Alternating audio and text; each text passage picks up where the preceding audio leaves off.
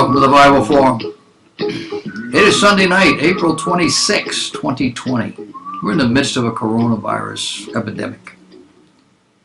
The former chief of neuroradiology at Stanford University says the United States needs to end widespread coronavirus lockdowns. Instead, we need to adopt a more targeted approach. An approach that both protects the most vulnerable people and builds immunity in the population. The man's name is Atlas, Dr. Scott Atlas. And he discussed his opposition to the lockdowns and explained why the models used to justify them have been consistently wrong in an op-ed piece that was published in The Hill. He laid out some key facts he believes policymakers are ignoring. He called for leaders to, quote, ignore the panic when making decisions. First of all, he says tens of thousands of Americans have died, and Americans are now desperate for sensible policymakers who have the courage to ignore the panic and rely on the facts. Secondly, he talks about leaders who must examine accumulated data to see what has actually happened rather than keep emphasizing hypothetical projections. And thirdly, he says combine that empirical evidence with fundamental principles of biology established for decades and then thoughtfully restore the country to function. He went on to write that because the overall mortality rate is increasingly looking to be somewhere between 0.1% and 0.5% based on antibody studies, and because that mortality rate is even lower among healthy adults under the age of 50, it makes no sense to continue requiring all of the population to isolate. I tend to agree with them only through history. We've never done it like this before. Instead, states should craft policies that focus on protecting the elderly and those with chronic underlying conditions. By targeting that segment of the population, although it's smaller, we'll have the greatest impact on minimizing hospitalizations, preventing the healthcare system from becoming overwhelmed, and also reducing deaths. He says, in fact, it's the infected people without severe illness who are the immediately available vehicle for establishing widespread immunity. By transmitting the virus to others in this low-risk group who then generate antibodies, they block the network of pathways toward the most vulnerable people, ultimately ending the threat, which is what we used to do. Extending whole population isolation directly prevents that widespread immunity from developing. Question. After millennia of experience, why did we change the pattern?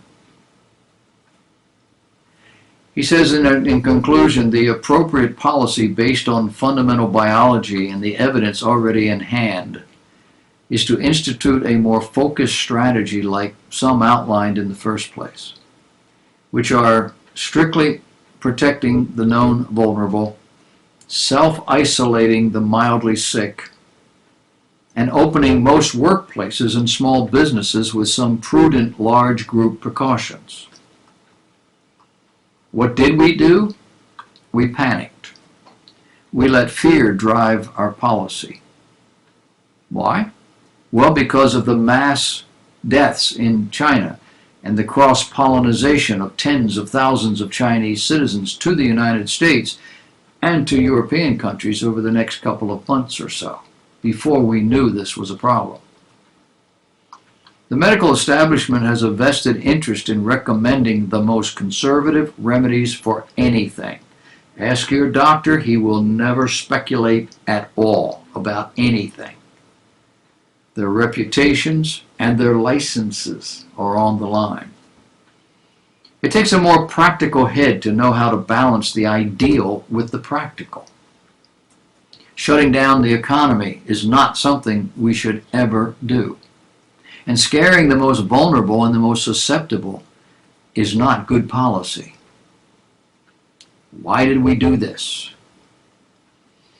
I believe we did this because the liberal media pushed this president into a corner, goaded him, and baited him. We have a problem. People are dying. You have to do something. And this president is a doer.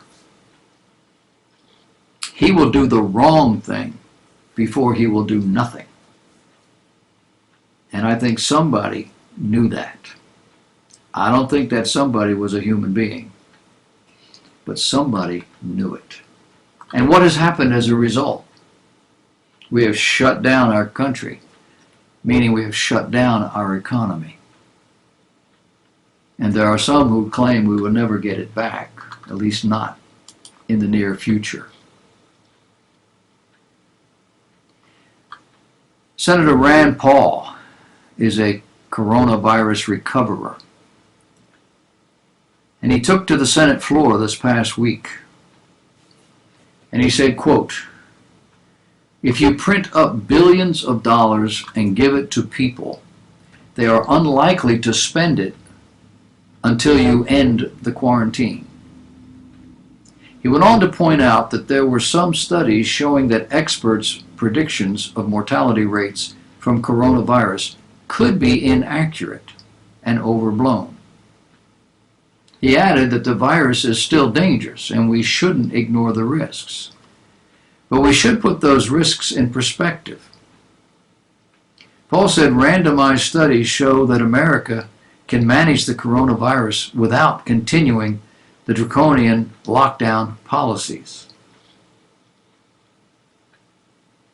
So, today, he says, I arise in opposition to spending $500 billion more. The virus bailouts have already cost over $2 trillion. Our annual deficit this year will approach $4 trillion. We cannot continue on this course. No amount of bailout dollars will stimulate an economy that is being strangled by quarantine. It is not a lack of money that plagues us, but a lack of commerce. Senator Paul praised the numerous efforts from Americans to combat the coronavirus pandemic, then returned to the subject of the debt amassed by the relief bills, saying, with the recent $2 trillion bailout, we are borrowing faster than we have ever borrowed before. Had we practiced sound budgeting in the past, we would have been better, significantly better positioned to weather this storm. He pointed out that the most recent statistics said more than 20 million Americans were unemployed. That number has gone up since he said it. He went on to say, make no mistake, the massive economic calamity we're experiencing right now is caused by government. Passing out $1,200 checks indiscriminately to people who haven't lost their job will do nothing to rescue the country. Our recovery only comes when the quarantine is ended. A terrible, terrible conclusion. Paul said the economists also should weigh in on what the balance would be between fighting a virus and causing harm to the entire economy. He said we need to get past a one-size-fits-all approach to infectious disease. He also decried the passage of a massive relief bill without a recorded vote. I don't want to see this massive accumulation of debt destroy this country, he said.